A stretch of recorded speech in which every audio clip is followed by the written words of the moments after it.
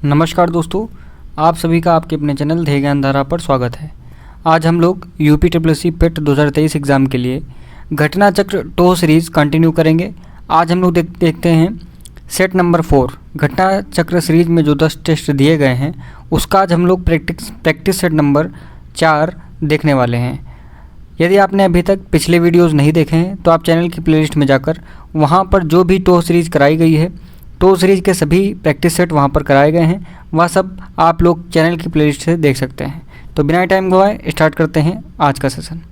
देखिए, पहला प्रश्न है कि निम्नलिखित में से किस भारतीय राज्य की सीमा भूटान के साथ नहीं मिलती है।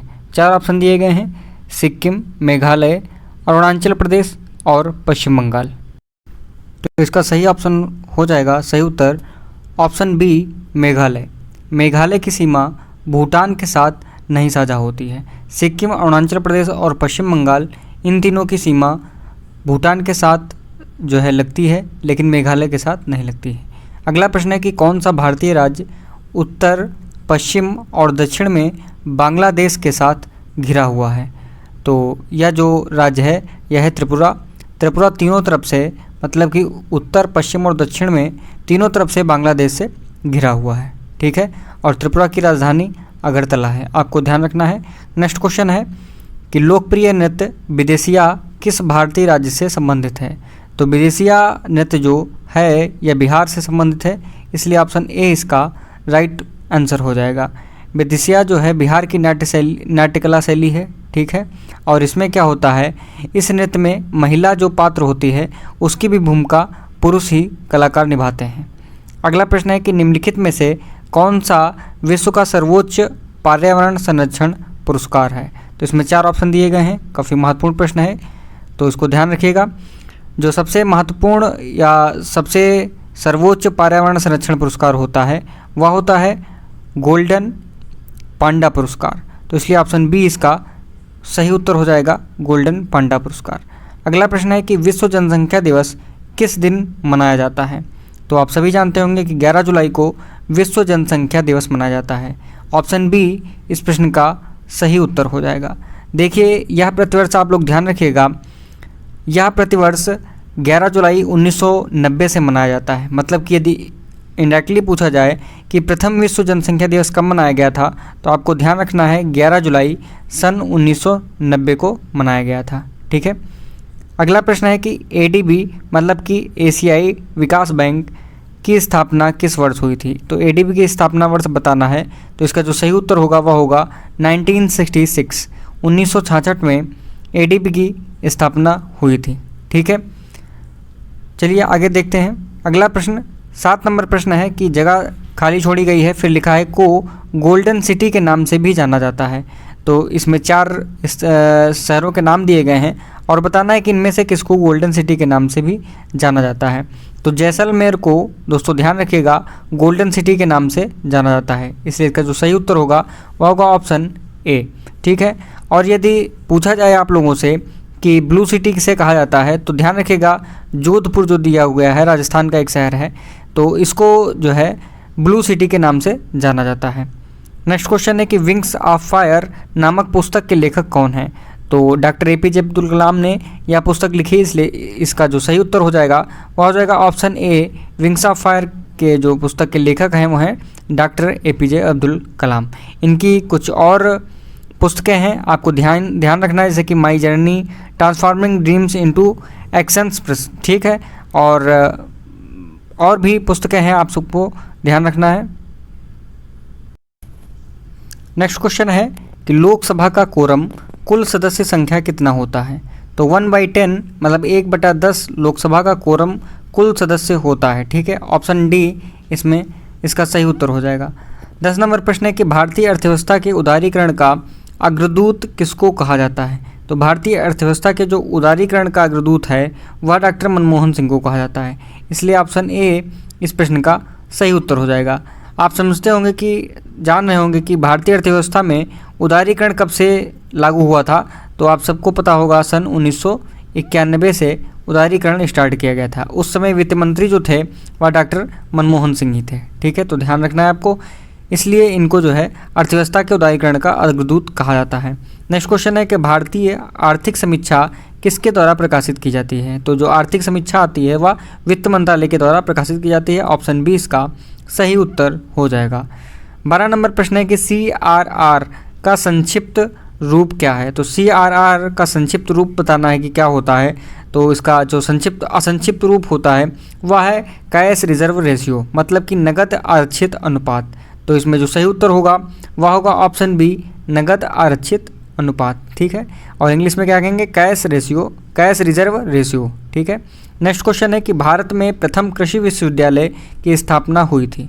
तो पंतनगर में भारत का पहला कृषि विद्यालय ओपन किया गया था। पंतनगर जो कि इस समय वर्तमान में उत्तराखंड राज्य में है, लेकिन उससे पहले यह उत्तर प्रदेश का ही एक शहर था, पंतनगर। ठीक है, तो पंतनगर में ही प्रथम कृषि विश्वविद्यालय की स्थापना की गई थी। और यदि सन पूछा जाए कब की गई थी, तो ध्यान रखिएगा 1960 में इसकी स्थापना की गई थी। 14 नंबर प्रश्न है कि योजना आयोग के पदेन अध्यक्ष होता है। तो आप सभी जानते होंगे कि योजना आयोग का पदेन अध्यक्ष कौन होता था। योजना आयोग की जगह पर अब तो नीति आयोग आ गया है, तो उसका भी पदेन अध्यक्ष दोनों का यदि पूछा जाए तो भारत का प्रधानमंत्री। ऑप्शन बी इसका सही उत्तर हो जाएगा। और यदि पूछा जाए जैसे कि योजना आयोग की जगह पर वर्तमान में नीति आयोग लाया गया, कब लाया गया? 1 जनवरी 2015 को। और यदि पूछा जाए कि नीति आयोग के वर्तमान उपाध्यक्ष कौन है, तो ध्यान रखिएगा उनका नाम है सुमन बेरी। ठीक है। नेक्स्ट क्वेश्चन है कि वायुदाब को मापने के यंत्र को क्या कहते हैं? तो बैरोमीटर जो है वायुदाब को मापने का यंत्र है। ऑप्शन बी इस प्रश्न का सही उत्तर हो जाएगा। ठीक है, चलिए एक प्रश्न यहाँ से एक्स्ट्रा देख लेते हैं कि आप इसका उत्तर कमेंट बॉक्स में करके लिख के बताइएगा कि यदि बैरोमीटर में जो पारा रहता है वह अचानक यदि नीचे आ जाए तो कैसे मौसम का संकेत होता है। ठीक है, मतलब कि फिर से रिपीट कर रहा हूँ कि बैरोमीटर में यदि जो पारा भरा होता, मरकरी भरी होती है, वह अचानक नीचे आ जाए तो किस प्रकार के मौसम की चेतावनी होती है, बताइएगा कमेंट बॉक्स में कमेंट करके। 16 नंबर प्रश्न है कि घुटनों का जोड़ होता है। तो बताना है कि घुटनों का जोड़ कैसा होता है। तो घुटनों का जोड़ रहता है उसे कोर संधि कहते हैं। ठीक है, हिंग जॉइंट या कब्जा संधि। ठीक है, तो इसका जो सही उत्तर होगा वह होगा ऑप्शन बी। ऑप्शन बी बिल्कुल सही उत्तर हो जाएगा। अगले प्रश्न की तरफ चलते हैं। 17 नंबर प्रश्न है कि मानव शरीर की दूसरी सबसे बड़ी ग्रंथि कौन सी है? पहली तो आप सभी जानते होंगे, मानव शरीर की सबसे पहली ग्रंथि कौन सी है? यकृत, सबसे बड़ी ग्रंथि। ठीक है, इसमें बात कर रहा है कि दूसरी सबसे बड़ी ग्रंथि कौन सी होगी। तो दूसरी सबसे बड़ी ग्रंथि जो हो जाएगी वह हो जाएगी अग्नाशय। ऑप्शन डी इस प्रश्न का बिल्कुल सही उत्तर हो जाएगा, अग्नाशय। 18 नंबर प्रश्न है कि सोल्डर किन दो धातुओं से बना मिश्र धातु है। तो सोल्डर बताना है किन दो धातुओं से मिलकर बना हुआ है। तो इसका जो सही उत्तर होगा वह होगा ऑप्शन डी, टिन और सीसा के संयोग से, मिश्रण से जो है सोल्डर धातु बनाई जाती है। नेक्स्ट क्वेश्चन है कि फार्मिक एसिड किसके द्वारा उत्पन्न होता है। देखिए इसमें बताना है कि फार्मिक एसिड किसके द्वारा उत्पन्न होता है। तो आप सभी जानते होंगे जो लाल चींटी होती है, जब वह हम लोगों को काट लेती है तो क्या होता है, वहाँ पर एक ईचिंग होने लगती है और हल्का सा स्वेलिंग भी हो जाती है, तो वह फार्मिक एसिड छोड़ती है, उसी के कारण होता है। तो इसमें ऑप्शन सी बिल्कुल सही उत्तर हो जाएगा।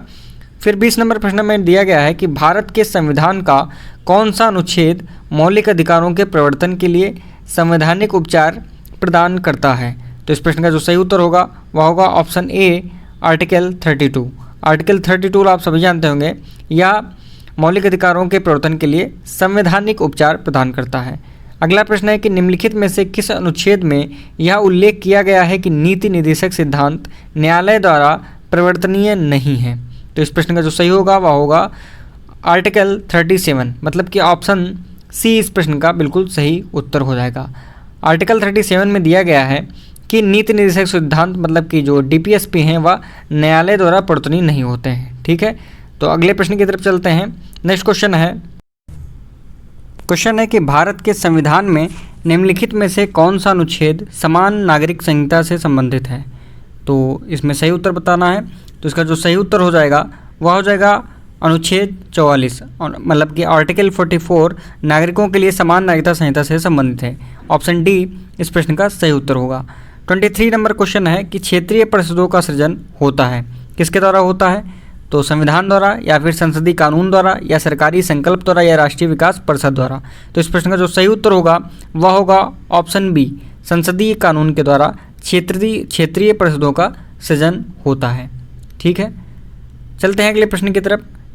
हमारा अगला प्रश्न है कि उच्चतम न्यायालय के पहले न्यायाधीश का नाम बताइए जिनके खिलाफ स्वतंत्र भारत में संसद में महाभियोग का प्रस्ताव पेश किया गया। तो वह जो उच्चतम न्यायालय के पहले न्यायाधीश थे उनका नाम था जस्टिस वी रामास्वामी। तो ऑप्शन ए इसका सही उत्तर हो जाएगा, जस्टिस वी रामास्वामी। इनके खिलाफ स्वतंत्र भारत में संसद में महाभियोग का प्रस्ताव पेश किया गया था। ठीक है, अगला प्रश्न है कि भारत छोड़ो आंदोलन कब प्रारंभ किया गया था। काफ़ी महत्वपूर्ण प्रश्न है, आपको ध्यान रखना है कि भारत छोड़ो आंदोलन 9 अगस्त 1942 को प्रारंभ हुआ था। तो सही उत्तर हो जाएगा ऑप्शन ए, 9 अगस्त 1942। ठीक है, अगला प्रश्न है कि 1903 में दक्षिण अफ्रीका में महात्मा गांधी ने किस अखबार की किस न्यूज़पेपर की स्थापना की थी। तो इस प्रश्न का जो सही उत्तर होगा वह होगा ऑप्शन डी, इंडियन ओपिनियन की स्थापना 1903 में दक्षिण अफ्रीका में महात्मा गांधी जी ने की थी। ध्यान रखना है, और यह भी ध्यान रखना है साथ ही साथ इसके जस्ट एक साल बाद कि 1904 में महात्मा गांधी जी ने डरबन में फिनिक्स फॉर्म की भी स्थापना की थी। फिनिक्स फॉर्म की भी स्थापना की थी 1904 में। अगला प्रश्न है कि सबसे पहले कौन सी घटना घटी। तो इसमें सही उत्तर बताना है कि सबसे पहले इसमें कौन सी घटना घटी थी। चलिए देखते हैं, ए ऑप्शन में जैसे कि दिया गया है दांडी मार्च। तो दांडी मार्च आप सभी जानते होंगे यह कब स्टार्ट हुआ था। तो यह स्टार्ट हुआ था 12 मार्च, ध्यान रखिएगा, 1930 को। ठीक है, भारत छोड़ो आंदोलन की यदि बात की जाए तो जैसा कि अभी पीछे बात की हमने, तो 9 अगस्त 1942 को। ठीक है, 9 अगस्त 1942 को। और साइमन कमीशन की यदि बात की जाए, साइमन कमीशन 3 फरवरी, ध्यान रखिएगा आप लोग डेट और सन दोनों चीज़ें, 3 फरवरी 1928 को। और गांधी इरविन समझौता की यदि बात की जाए तो इसकी जो डेट है, इसका जो टाइम पीरियड है वह है 15 मार्च 1931। ठीक है, तो आप सभी जानते होंगे, एक बार फिर से हम इसको रिपीट कर रहे हैं, काफ़ी महत्वपूर्ण प्रश्न है। इस बार केवल सन ही देखेंगे। दांडी मार्च 1930 में, ध्यान रखिएगा। भारत छोड़ो आंदोलन 1942 में, 1942 में। साइमन कमीशन का आगमन 1928 1928 में। और गांधी इरविन समझौता जो हुआ था वह हुआ था 1931 में। तो इसमें जो सबसे पहली घटना घटी तो आप सभी देख पा रहे होंगे, ऑप्शन सी इसका सही उत्तर हो जाएगा 1928 में साइमन कमीशन का आगमन, यह सही उत्तर हो जाएगा। नेक्स्ट क्वेश्चन है कि निम्नांकित में से किस एक एक्ट के द्वारा भारत के गवर्नर जनरल को अध्यादेश जारी करने की शक्ति प्रदान की गई थी। तो आप सभी ध्यान रखिएगा, वह एक्ट हो जाता है इंडियन काउंसिल एक्ट 1861 के द्वारा, 1861 के द्वारा, इंडियन काउंसिल एक्ट 1861 के द्वारा गवर्नर जनरल को अध्यादेश जारी करने की शक्ति प्रदान की गई थी। ऑप्शन बी इस प्रश्न का सही उत्तर हो जाएगा। फिर दो तरफ सूचियां दी गई हैं, सूची 1 का सूची 2 में मिलान करना है। इसके ऑप्शन शायद गायब हो गए हैं, चलिए हम ऐसे ही देखते हैं इसका सही उत्तर क्या रहेगा। जैसे कि ए में दिया गया है हावड़ा षड्यंत्र केस। तो हावड़ा षड्यंत्र केस से जो संबंधित थे उनका नाम था जतीन्द्र दास मुखर्जी। तो ए को हम लोग मिला देंगे 3 नंबर से। ठीक है, जतीन्द्र दास मुखर्जी किससे संबंधित थे? हावड़ा षड्यंत्र केस से। अब यदि बात करते हैं बी ऑप्शन में जो दिया गया है लाहौर षड्यंत्र केस, तो यह जो है राजगुरु से संबंधित था, तो इसको 4 नंबर से मिलाएंगे। दिल्ली षड्यंत्र केस जो जैसा कि सी नंबर में दिया गया है, तो यह मास्टर अमीचंद से संबंधित थे, 1 नंबर में मिलाएंगे इसको। फिर बचा अली षड्यंत्र केस या अरविंद घोष से। ठीक है, तो आप लोग सब लोग इसको देख लीजिएगा, अच्छे से देख लीजिएगा, अच्छा प्रश्न है। अगला प्रश्न है कि महान अशोक किस वंश के शासक थे? काफ़ी आसान प्रश्न है, आप सभी जानते होंगे मौर्य वंश के शासक थे। ऑप्शन सी इसका सही उत्तर हो जाएगा। फिर 31 नंबर प्रश्न है कि वह एकमात्र वायसराय कौन थे जिनकी भारत में हत्या हुई थी? तो लॉर्ड मेयो थे। ऑप्शन डी इस प्रश्न का सही उत्तर हो जाएगा। लॉर्ड मेयो से जो एक संबंधित घटना है या संबंधित काम है वो आप सभी को ध्यान रखिएगा कि इन्हीं के समय में, इन्हीं के टाइम पीरियड में प्रथम जनगणना इन्हीं के समय में हुई थी। और प्रथम जनगणना कब हुई थी? तो ध्यान रखिएगा 1872 में। ठीक है, अगला प्रश्न है कि गौतम बुद्ध को ज्ञान कहाँ प्राप्त हुआ था? तो गौतम बुद्ध को कहाँ ज्ञान प्राप्त हुआ था? 6 वर्ष की कठिन साधना के बाद इनको बोधगया में जो है ज्ञान प्राप्त हुआ था। ऑप्शन बी इस प्रश्न का सही उत्तर हो जाएगा। अगला प्रश्न है कि सूची 1 और सूची 2 को मिलाना है। एक तरफ सम्राट का नाम दिया गया है और दूसरी तरफ उनका मकबरे का नाम दिया गया है, तो सही उत्तर इसका क्या हो जाएगा? देखिए, बाबर का जो मकबरा था वह काबुल में था, अकबर का जो मकबरा था वह था सिकंदरा में, आप सभी को ध्यान रखना है। जहांगीर का मकबरा लाहौर में था और शाहजहाँ का मकबरा आगरा में था। तो जो सही उत्तर हो जाएगा वह हो जाएगा ऑप्शन सी 3, 4, 1, 2। ठीक है। अगला प्रश्न है कि निम्नलिखित में से किसने सोमपुर महाविहार का निर्माण कराया था? ठीक है, सोमपुर महाविहार का निर्माण किसने कराया था? तो आप सभी को ध्यान रखना है, जिसने विक्रमशिला महावीर का निर्माण कराया था उसी ने सोमपुर महावीर का निर्माण कराया था, तो वह थे धर्मपाल। ऑप्शन सी इस प्रश्न का सही उत्तर हो जाएगा। ध्यान रखिएगा, इनकी राजसभा में प्रसिद्ध बौद्ध लेखक निवास करते थे जिनका नाम था हरिभद्र। ठीक है। अगला प्रश्न है 35 नंबर, भारत के उत्तर पश्चिमी भाग में शीतकाल में निम्नलिखित में से किस कारण में वर्षा होती है? तो जो उत्तर पश्चिमी भारत है इस साइड में, तो यहाँ जो है बताना है कि जाड़े के समय में किसके कारण वर्षा होती है? तो वह वर्षा होती है पश्चिमी विक्षोभ के कारण। ऑप्शन ए इस प्रश्न का सही उत्तर हो जाएगा। नेक्स्ट क्वेश्चन है कि निम्न में से कौन सा भारत और विश्व का एकमात्र तैरता हुआ राष्ट्रीय उद्यान है? तो आप सभी जानते होंगे केबुल लामजाओ राष्ट्रीय उद्यान विश्व का और भारत का एकमात्र तैरता हुआ राष्ट्रीय उद्यान है। ऑप्शन सी इस प्रश्न का सही उत्तर हो जाएगा। ठीक है, ध्यान रखिएगा, यह किस राज्य में स्थित है? तो यह है मणिपुर में स्थित है। कहाँ स्थित है? मणिपुर में यह स्थित है।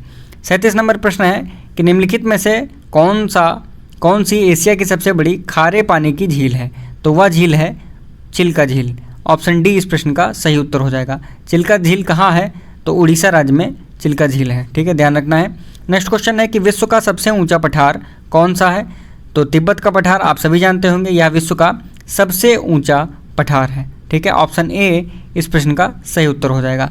39 नंबर क्वेश्चन है कि किस देश में कोयले का सर्वोच्च भंडार स्थित है? कोयले का सबसे जो ज़्यादा भंडार है वह किस देश के पास है?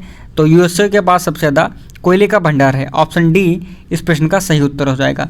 यदि भारत की बात करें तो भारत का नंबर हो जाता है 5वां, 5th नंबर भारत के पास है भंडारण की क्षमता में। नेक्स्ट क्वेश्चन है 40 नंबर कि एक तरफ देश दिए हुए हैं, दूसरी तरफ उनकी मुद्राएं दी हुई हैं, सही मिलान करना है।